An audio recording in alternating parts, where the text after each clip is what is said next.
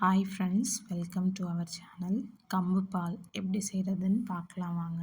நான் 3 ஸ்பூன் கம்பை 2 தடவை தண்ணியில் கழுவிட்டு நைட்டு ஃபுல்லாக தண்ணியில் ஊற வச்சு எடுத்திருக்கேன். ஊற வச்ச கம்பை ஒரு மிக்ஸி ஜாரில் போட்டு அரைச்சி எடுத்துக்கலாம். அரைச்சதை ஒரு வடிகட்டி வச்சு பாலை தனியாக வடிகட்டி எடுத்துக்கலாம். பால் ரொம்ப கெட்டியாக இருக்க வேணாம், தண்ணி சேர்த்துக்கோங்க. ரொம்ப கெட்டியாக இருந்ததுன்னா களி பதத்துக்கு போயிடும். அதனால நல்லா தண்ணி சேர்த்துக்கோங்க. 2 ஏலக்காயை இடித்து வச்சுக்கோங்க.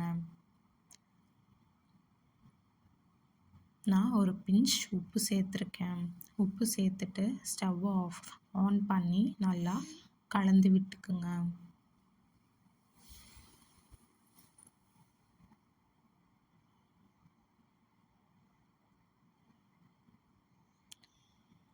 ஹீமோக்ளோபின் கம்மியாக உள்ளவங்க கம்பு பால் எடுத்துக்கிட்டிங்கன்னா ஹீமோக்ளோபின் லெவல் அதிகரிக்கும். நல்லா கலந்து விட்டுக்கிட்டே இருங்க.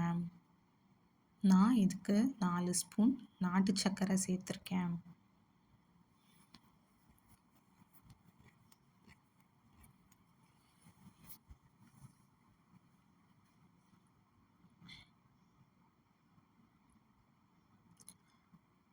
நூறு மில்லிகிராம் கம்பில் 6 மில்லிகிராம் இரும்பு சத்து இருக்குது.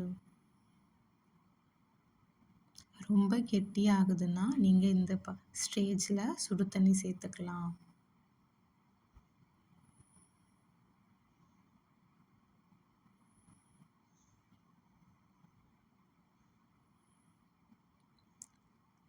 கம்பு பால் நல்லா பொங்கி மேலே வருது பாருங்கள்.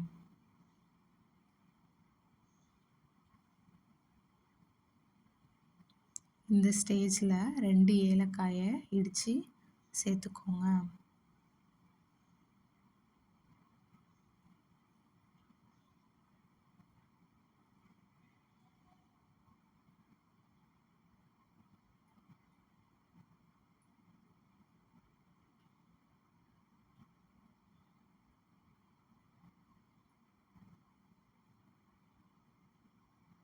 கம்பு பால் நல்லா பொங்கி மேலே வரப்போ ஸ்டவ்வை ஆஃப் பண்ணிக்கோங்க. டேஸ்டான கம்பு பால் தயாராகிடுச்சு. நீங்களும் ட்ரை பண்ணி பாருங்கள். காஃபி டீக்கு பதிலாக இதை ட்ரை பண்ணி பாருங்கள். இந்த மாதிரியான யூஸ்ஃபுல்லான டிப்ஸுக்கு நம்ம சேனலை சப்ஸ்கிரைப் பண்ணிக்கோங்க. தேங்க்ஸ் ஃபார் வாட்சிங்.